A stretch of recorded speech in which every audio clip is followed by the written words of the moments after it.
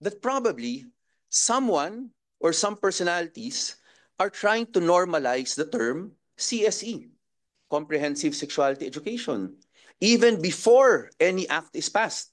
Now, if you now go uh, to the definitions of sex education, sexuality education is far more encompassing. Ang problema is that they passed it on as similar. You heard Popcom earlier, trying to, in fact, nasingit na nila sa isang national plan natin, which I think we should question. Because they were able to make it appear that it is also sex education, as simple as sex education. But it does not, it encompasses far more than that.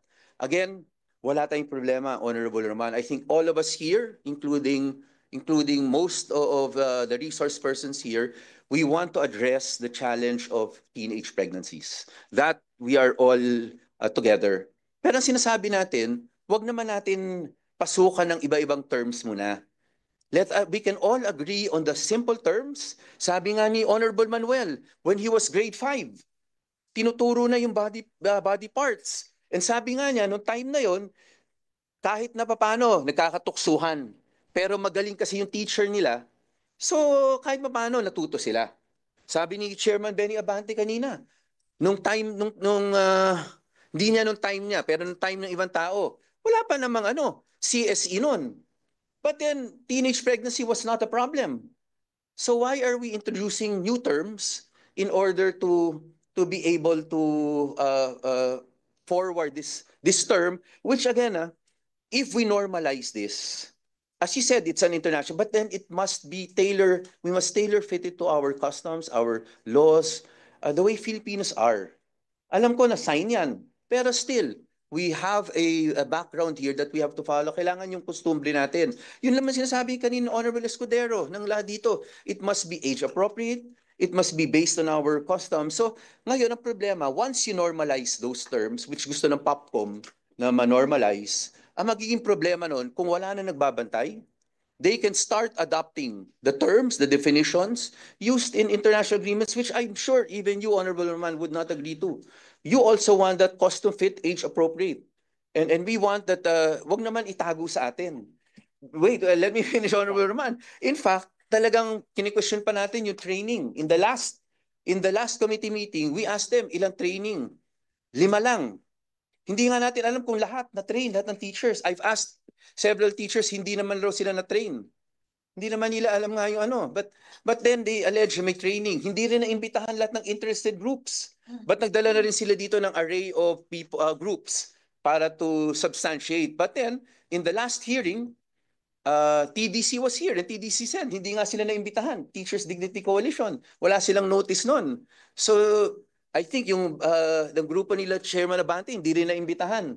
The point is, sabi na Section 14, kailangan age appropriate.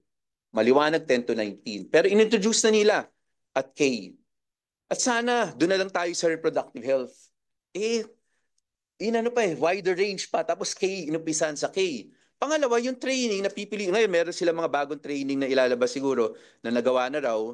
Pero apparently, we all know, sufficient na ba yung maselan yung subject matter? Consultations, as you said, medyo hindi tayo satisfied pa na sufficient consultations happened. Again, before I turn over to Honorable Roman for her word, just to be clear, lahat tayo dito, we want to address the problem of teenage pregnancies.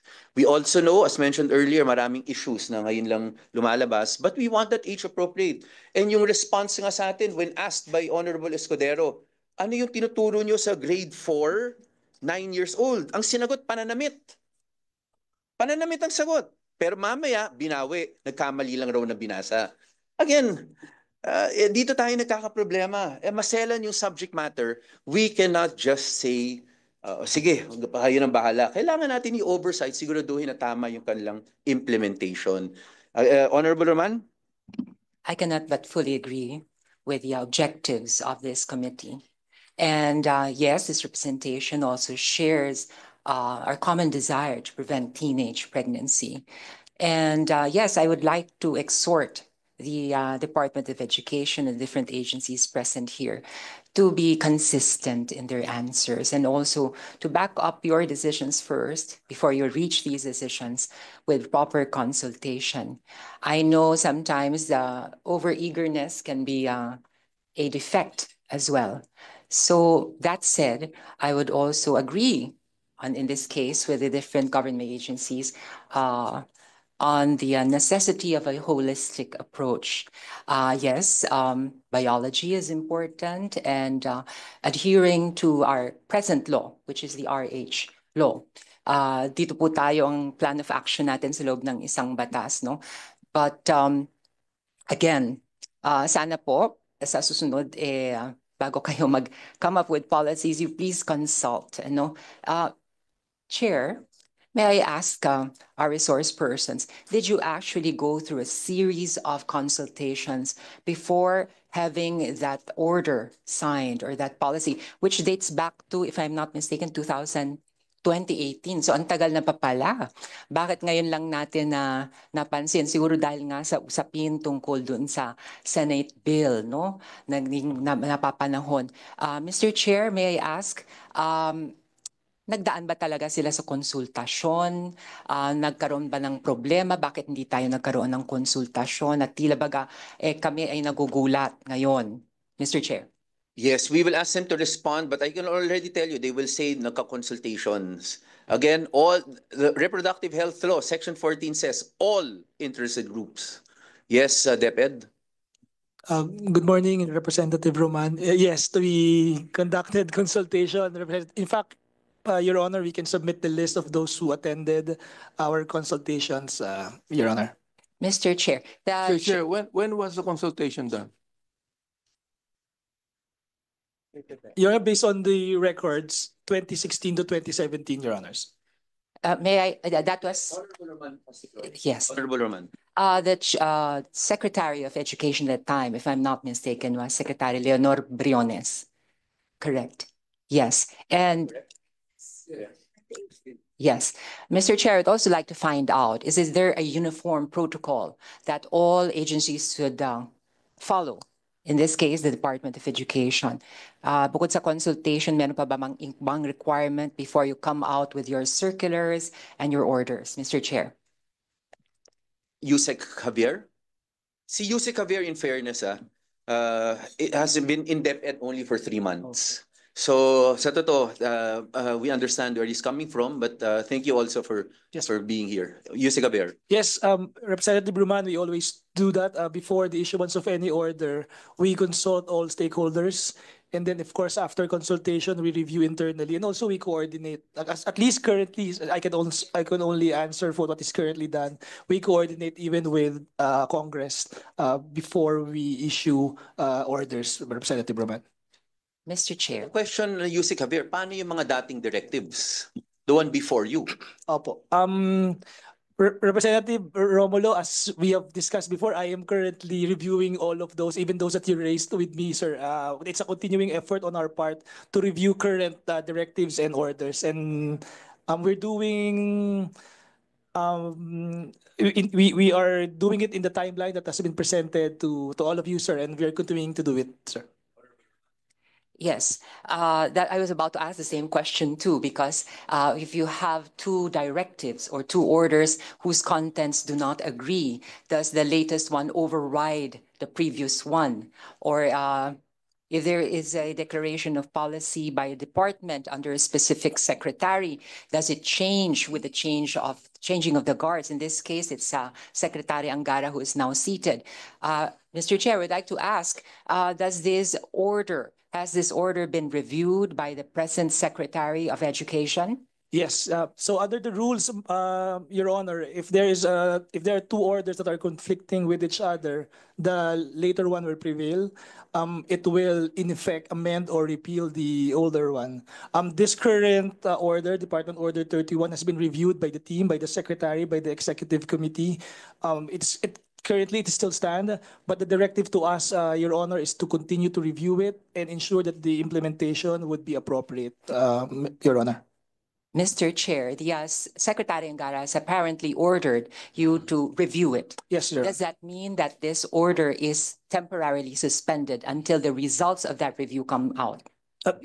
Yes, at the moment there is no direction, Your Honor, to suspend it because, Your Honor, as we have initially reviewed, the text of Department Order 31 is consistent with the law, and the contents of the curriculum is age appropriate and culturally relevant, Your Honor. Mr. Chair, I would like to question about the legality.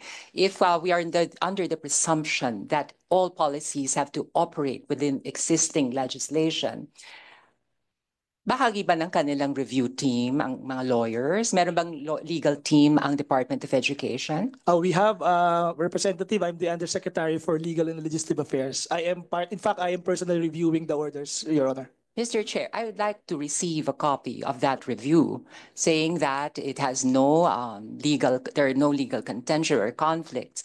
So, Mr. Chair, There is a motion by the Honorable, there's a request by the Honorable Roman that you provide this committee, including all members and all members present here, not necessarily members of this committee, with a report of the EXICOM decision on this matter. Yes, we'll do so, Your Honor. Mr. Chair, with regard to the content, I would like to ask also the Department of Education if the review team also includes, of course, I would suppose the parents, educators, do they also include psychologists, child psychologists, and other relevant fields? Mr. Chair. Yusek Javier? Yes, Your Honor, the review team at currently I have not met with the expert outside DepEd, Your Honors, but the directive is for us to ensure that the review is comprehensive, and the plan is to include also the experts like psychologists, Your Honor. So Yusek Javier, just to interject, what you're saying that earlier, Director Victorino mentioned about yung pananamit ng bata. Kung ito yung sa magulang, parang bibigyan nyo ng guidance sa paaralan. Do you not find anything wrong with that statement? That whether it is grade 4 or grade 9, the school will override effectively what the parents are saying without consulting them? Your Honor, it's just a supplement, like to complement as a complementary guidance. Yes, but until you suspend it or parts of it, what Director Victorino mentioned earlier happens now. So you are going against the Supreme Court decision, in fact, saying that parental consent, even the family code. Your Honor, may I, Your Honor? Yes. Your Honor, in Imbong versus Ochoa, the Supreme Court specifically stated that the state, through the Department of Education, also has a role in youth development. Correct. Through parents' As a patria, Your Honor. As a support, Your Honor. Yes, but not to effectively bibigyan nyo ng other guidance. Yun ang sinabi kanina, we can read it back because effectively yun ang mangyayari because hindi pinupunuan ng parang yung magulang, iba yung thrust niya. Yeah. You find nothing wrong with that so that we understand where DepEd is. Your Honor, in terms of implementation, what the teaching is about to do, Your Honor, is just to supplement and not to override the teaching of the parents. But now, based on what was earlier stated, there seems to be a thin line between supplement and actually override.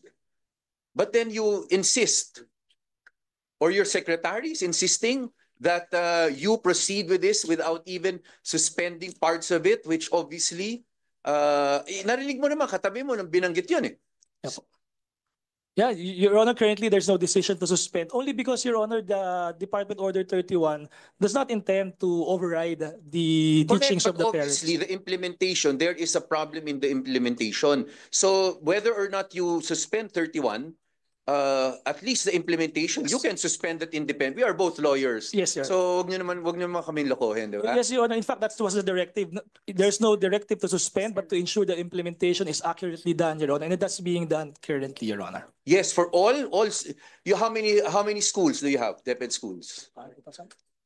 Dapat sa tip of your fingers yan.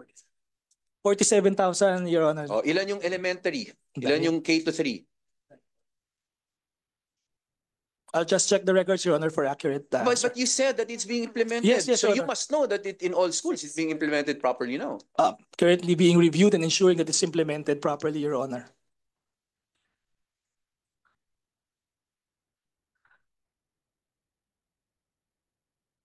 Yes. I'll go back to you, Yes, sir. Honorable Orman, still has the floor. Thank you very much, Mr. Chair. Yes, I was intrigued by the concept of pananamit, and Representative Manuel was kind enough to explain to me what this apparently controversial issue is about. And he explained to me that this might delve into the realm of gender identity, a concept that is quite controversial. So what does the policy or the order exactly say when it comes to dressing up in accordance, I'm just guessing, dressing up in accordance with one's gender identity? Yes, sir. Your Honor, I'll answer from the policy perspective. And its connection to teenage pregnancy. Teenage. Yes, sir. Your Honor, I'll answer from the policy perspective, and admittedly it's general because it's DO 31, but I'll refer to the Assistant Secretary for Curriculum if you wish, Your Honor, for specific for. Please, Mr. Chair. Would that be allowed? Your Honor, on a general level, based on Department Order 31, the policy ensures that it's age appropriate and culturally relevant here in the Philippines, Your Honor, and that includes the manner of dressing, Your Honor. For specific, Your Honor, I'll refer to the Assistant Secretary for Curriculum and Teaching.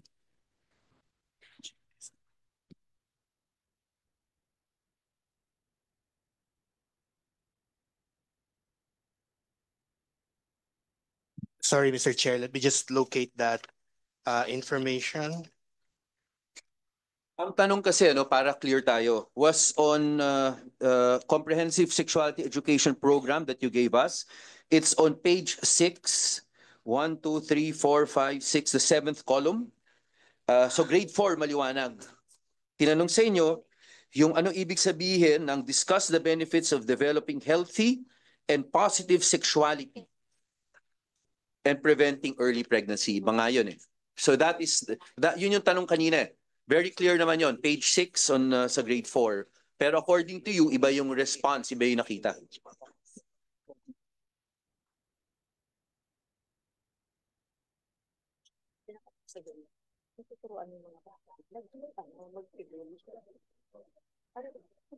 Mr. Chair, pasensya niyo na po ako. So itong order na to, kanyo, is grade 4. The question was on grade 4 kasi may term na positive sexuality. Positive sexuality. Doon sinagot yung pananamit. Nung Okay. question na po namin yung pananamit, biglang mali pala yung nabasa raw. Grade 9 daw. Grade 9 raw. Okay. So but the question is, yung pala nagkalituhan eh. Imagine that, di ba? So that is why I'm questioning even the implementation. Mr. Chair, Yes. regarding the expression under senior high school, we have share his or her unique characteristics, habits, and experiences, trace certain physical, personality, or behavioral attributes through generations po. So there is a part on the competency where the learners are allowed to express themselves. Just to clarify, Yes. you said senior high school? So senior high school is grade 11 and 12. Yes, Mr. Chair. So iba yung sagot ni Yusek Javier kanina na grade 9. Iba rin yung kay Director Victorino na grade 4. But kaya nga nakakalituhan eh. Sa loob na nga ng DepEd, medyo nalilito na. You said senior high school. The clarification earlier by Yusek Javier was grade 9. And then the question was on grade 4. So the response was on grade 4. So ano ba talaga? Senior.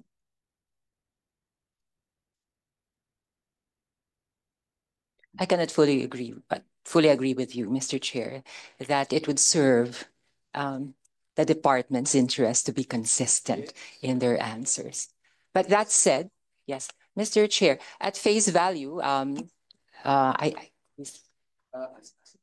ASEC said that this is for senior high students.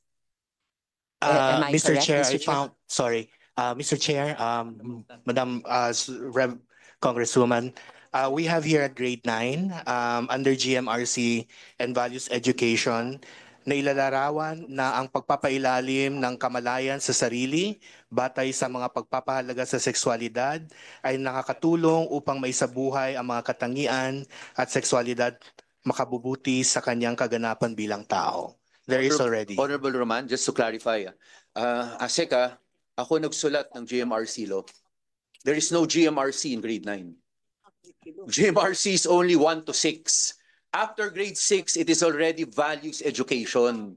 So even the terms you are using, mali-mali na. Ang problema ko, ako yung nagsulat ng batas eh. So hindi mo kami maloloko dyan. So hindi po GMRC. You said GMRC. Hindi, that is not accurate also. My apologies, Mr. Chair. It's values education. Actually, pasensya na. Matagal na rin tayo magkakaibigan.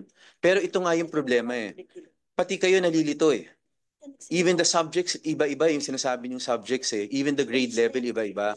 So I hope, and I sincerely really hope, that you can recommend to the Secretary. Again, okay kami. Teenage pregnancy is a problem. You have to address that. Pero again, ayusin nyo lang the way you do it. Wag naman yung pinipilit nyo K to 12 lahat, and then the subject matters, medyo magulo eh. Hindi nyo nga masabi sa amin, umpisa tayo sa grade 4, nag-grade 9 tayo, mamaya senior high school, mamaya GMRC. Ang problema, kami rin nagsulat nun eh. So I'm sure walang GMRC sa 9 dapat. Hanggang 1 to 6 lang yan. After that, it is already values education. Yes, Honorable Roman. To be honest, the only value I see with regard to the manner of dressing of seniors high students is basically to teach respect for individuality and the prevention of bullying in our schools. Yun lang po nakita ko, Mr. Chair, na value, no? But of course, yes, we should address that. But I have yet to see its relation to preventing teenage pregnancy. And we are very reasonable about it. I know you want a holistic and more comprehensive approach. But then it would serve you well if you further explained how these two concepts are related in order to convince the committee that your order is a valid one. Thank you very much, Mr. Chair. Thank you, Honorable Roman. Asek, Yusek, I think yun talaga yung connection eh sa teenage pregnancy. Again, if you want other subject matters, wag nyo lang ipasok na, kasi pinapalabas nyo talaga sa media na hinahabol nyo ng teenage pregnancy. Para pinapalabas nyo, kami hindi. Pero we all want to address that. Yung problema nga, may iba kayong issues na hindi naman ata kasama doon. Honorable Franz Castro? Thank you, Mr. Chair. Parang hindi ako nakatapos dun sa question ko kanina. Thank you sa pagbibigay nyo nito. So ang tinatanong kanina, Mr. Chair, yung curriculum talaga ng K to 12, kung paano na-introduce yung whether it is sex education or sexual education, etc. So una, tinignan ko, Mr. Chair, yung basis nitong DepEd Order number 31. So nakalagay dito, Mr. Chair, doon sa Section 40, definition, RH, and sexuality education. So na-introduce na talaga as early as 2012, no, doon sa RH law, yung 10354, yung the Responsible Parenthood and Reproductive Health 2012. So pero wala doon yung comprehensive sexuality. So siguro ang DepEd minabuti na sigurong ilagay yung word na comprehensive. So yun. So reproductive health, nakalagay dito, Mr. Chair, no, sexuality education, reproductive health and sexuality education refers to a lifelong, ito yung nandito sa kanila, binigay sa atin, lifelong learning process, providing and acquiring complete, accurate, and relevant age and development appropriate information and education, etc. And then dun sa section 14, nakalagay nga doon yung age and development appropriate adolescent. Pag sinabi nating adolescent, nag-start yan, Mr. Chair, di ba? From age 10 to 19, no? Yung adolescent age. So nakalagay dito yung mga topic, Mr. Chair. So ako naman, para sa akin naman, okay naman to eh, yung mga topic na dapat i-discuss. Pero dapat ay age appropriate. May mga kulang pa nga dito. Doon naman sa curriculum na ibinigay nila, hindi po sa pinagtatanggol ko yung DepEd, Mr. Chair, no? Pero kailangan ko pa rin tanungin siguro kung meron tayong maimbitahan na mga teacher na nagtuturo niyan. Kasi meron dito kasi kindergarten, grade 1, grade 2, grade 3, hanggang grade 4. Pero etong ibinigay sa atin, Mr. Chair, ng DepEd, kung totoo ito, age 10, doon pa lang nagsisimula, Mr. Chair, yung sexual and reproductive health. So yung discuss the benefits and developing healthy and positive sexuality and preventing early pregnancy. Kaya gusto nga natin makita, Mr. Chair, ano ba yung mga topic na dinidiscuss doon? Kasi kung totoo itong binibigay nila, no, na binigay nila sa atin. So diyan po nagsimula. Kaya baka kulang ito, Mr. Chair, baka kailangan natin makita talaga yung buong module. Kaya ang tanong ko po sa Department of Education, can you provide us yung buong curriculum talaga na starting grade 4, starting age 10, yung mga dinidiscuss dito kasi very general ito. So, kung titignan ko naman yung curriculum nila, Mr. Chair, nagsimula talaga sa 10. In fairness sa DepEd. No, kung yung sinasabi natin kindergarten, yung mga body parts, talagang ano yan talagang dinidiscuss Honorable talaga Castro, yan. no, para again, baka magkamali na naman eh. Ito nanggaling sa kanila to, nasa website nila to. K to 3. Body including sexual body, gender. Values, emotions including love, family, friends, peers, intimacy and reproduction. Okay, Core skills nila. That's Mr. why Chair, yung problema nga eh. baka pwedeng Lagi nila i-reconcile sinasabi, nila. Honorable Castro. I-reconcile nila itong Kaya nga, binigay Honorable sa atin. Castro, Magkaiba because kasi. hindi tama na Department Order 31 lang ang binabanggit nila lagi. Kasi meron silang ibang nilalagay sa website nila na ito yung nakalagay. Yun yung problema eh. Ang sasabihin nila lagi, pag may media, pag may ibang tao, Department Order 31. Pero pag tiningnan mo yung kanilang website, merong mga iba na subject matters. Very clear, grade Yes. 3, core Kaya, skills. Yeah. Kaya tama, Mr. Chair, yung inyong advice kanina na tignan natin yung nilalabas nila doon sa kanilang website as regards sa binibigay nilang curriculum sa atin. Kailangan ma-reconcile yun. No? Kasi kung gano'n, nagsimula pala kayo doon sa grade 3, so medyo hindi siya consistent with the RH law. Yes. So with the RH, hindi sila consistent. And siguro, Mr. Chair, ako kasi very liberal-minded na mother ako. So ngayon kasi 2025 baka advance na rin yung bata na mag-isip. No, hindi yung katulad ng dati 2012 pa nga ito eh. Actually, yung kanilang CSE nga 2018.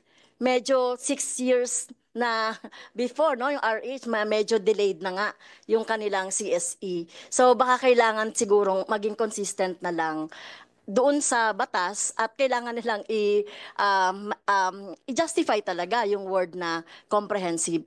So nakalagay kasi dito, Mr. Chair, yung comprehensive sexuality based on UNESCO 2009. No, bago pa magkaroon ng RH law, meron na niyan sa UNESCO. So hindi ko naman sinasabi na we have to follow yung international. So itong mga international na law na ito, dapat lang i-adapt. I-adapt natin pero sa ating sariling sa sariling values, perspective, etc. Makwento ko lang, Mr. Chair. Kasi merong minsan yung anak ko, siguro grade first year, Mr. Chair, sa science. So, parang nagtanim yata sila ng tuge. So, pinapa-describe ng bata, pinapa-describe ng science teacher, how do you describe this? No? First year high school. Sabi ng anak ko, ay parang sperm yan, ma'am. Namula daw yung bata, ay namula daw yung teacher. At mukhang mas advanced pa yung anak ko na parang ganon. So, ang ibig ko sabihin, tayo kasi nag-a-adapt tayo sa kung ano man yung present na alam. Kasi ngayon, with the advent of computer, di na natin alam kung ano na yung napapag-aralan ng mga bata. Baka yung teacher, baka ang bata mas advanced pa. Biro mo nga, namula yung teacher, pinadidescribe niya lang yung tuge, sa anak ko. So, ayun ang description ng anak ko. Pinatawag ako, Mr. Chair. So, bakit daw ganun mag-isip? Oo, bakit daw ganun mag-isip? So, tinuruan ko yung teacher. Sabi ko, well, pinadescribe mo eh. So, iyan ang description niya eh. Hindi mo ba tatanggapin niya? So, yung may mga ganon. So, we have to be open-minded kung ano na talaga yung nangyayari ngayon. Ako, Mr. Chair, problema talaga natin yung teenage pregnancy. Biro nyo nga, meron na tayong RH law, di ba? So, nakalagay dito yung education part na I think nagawa naman ng DepEd. So, gusto ko lang malaman talaga kung paano tinraining yung mga teacher, ano yung mga ginagamit na libro para makita natin kung paano talaga. Kasi very sensitive kasi ito eh. Na kung yung teacher na magtuturo ay hindi masyadong trained at talagang merong problema ng, sorry po, sa mga, may problemang ibang paniniwala, so na ibang paniniwala ng bata. So paano natin yun i-reconcile at paano tinuturo yun sa mga bata natin? In fact, Honorable Castro, yun yung point eh. Alam natin na may problema talaga sa teenage pregnancy. Alam po natin na advanced ang technology. But then, DepEd should not place it upon itself solely and remove the parents from the decision making. Again, hindi pa rin maliwanag yung sagot po nila doon sa pananamit na kung supplemental ba talaga yon or yung override nila yung magulang. But the records will bear us out that that was stated in this committee na talagang hindi nagkakaintindihan ibig sabihin. Honorable Abante, I see your hand. Yes, Mr. Chair.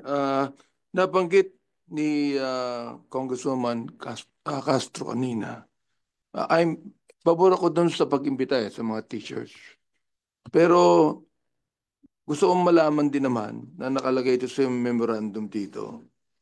Dapat ang nagtuturo daw ng CSE should be well-trained. Having well-trained, supported, and confident teachers. How can we have well-trained teachers when they only underwent 2 days training to teach this? Hindi pa nga clear kung Yung nga 5 days at lahat. Oo. But they refuse to suspend it despite the fact that they know na hindi well-trained. Again, para on the record yun Ngayon, ito pa. Nakalagay din sa memorandum dito. Ito. Schools provide a practical means of reaching large numbers of young people with comprehensive sexuality education before they become sexually active. Gusto ko lang tingnan tong nakalagay na before they become sexually active eh. Now, hindi ba kapag nagturo tayo, ang tinuturo natin sex education na ating define lahat ng mga reproductive system as ovaries, vagina, penis. Are we not actually telling them to be sexually active? My goodness, bakit kinakailang ituro ito? Bakit napakaaga? Bakit hindi kinukonsulta ang mga magulang? Na alam natin na iba na ang mga kabataan ngayon. Alam natin na marami ng mga gadgets na ginagamit ng kabataan. Pero bakit? Lahat ba ng kabataan gumagawa nito? Lahat ba ng kabataan gumagawa nito? Meron po akong isang malaking church. Tinuturo namin sa aming church yan. Wala kaming teenage pregnancy. Alam mo kung bakit? Sapagkat positibo tinuturo namin eh. Tinuturo namin ang moral value sa mga kabataan. Hindi ito, moral value ba ito? Natuturuan mo ng sexual reproductive organ, penis, vagina? Moral values ba ito? Oh, hindi namin binabagit sa pulpito yan eh. Alright. Ngayon, ako, naniniwala ako, Mr. Chair, doon sa 10% lang ng mga magulang ang natuturo sa mga bata. Pero hindi po dahilan yan para tanggalin natin sa mga magulang ang karapatan nila na turuan ng mga bata. Siguro kinakailangan, hindi ako naipagdebate dito ha. Alright? Sa aking mga colleague dito, huwag tayong makipagdebate kahit kanino man. Sapagkat Luka, pag nakipagdebate tayo rito, hindi ako atras sa inyo, abate, pilito ko eh. Hindi po ito debate. Katotohanan lang pinag-uusapan natin dito. Naniniwala ako, Mr. Chair, tama yung sinabi niya na 10% ng mga magulang lang. Therefore, anong dapat gawin ng gobyerno? Turuan yung mga magulang, hindi yung mga bata.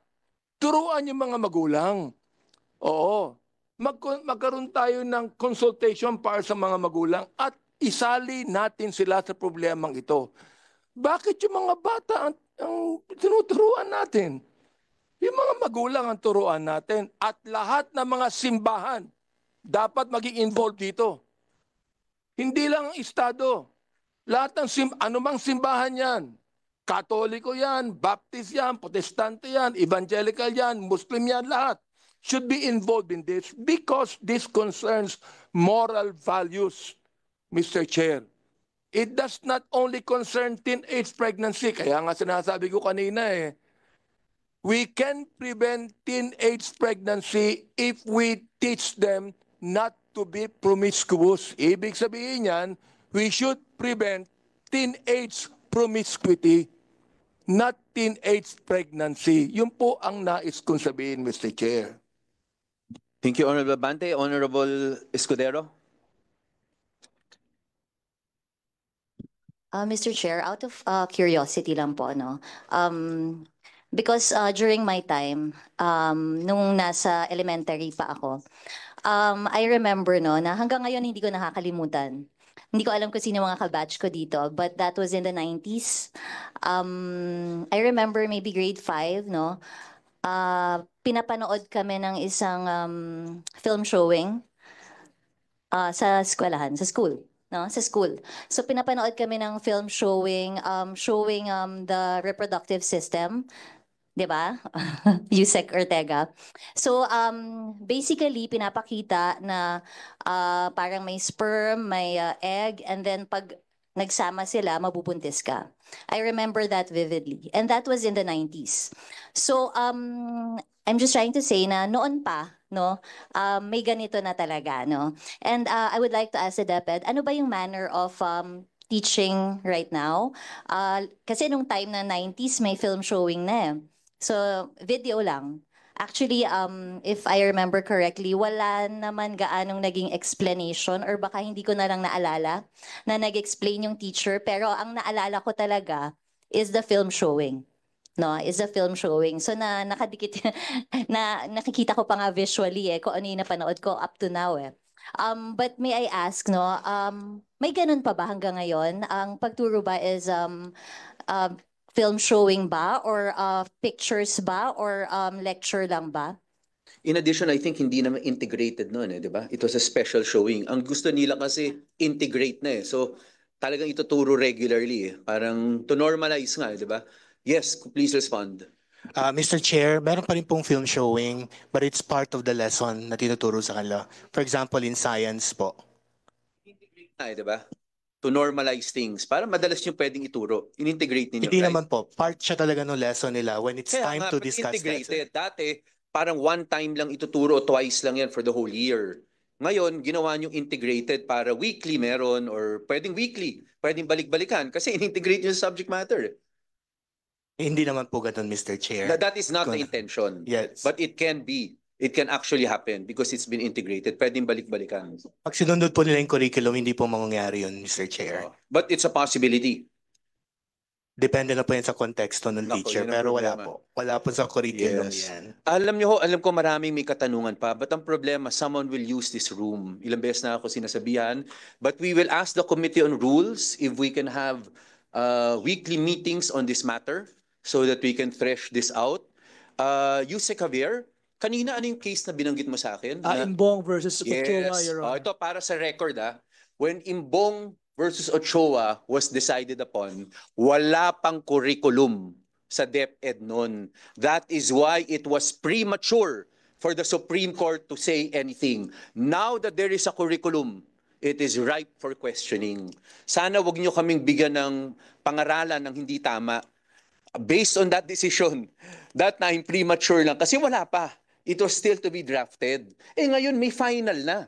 May curriculum kayong ginagawa na. So you cannot cite the Imbong to say na valid yung ginagawa ninyo because at that point sinabi nga na premature pa dahil wala pang curriculum noon. So let's be again fair to each other.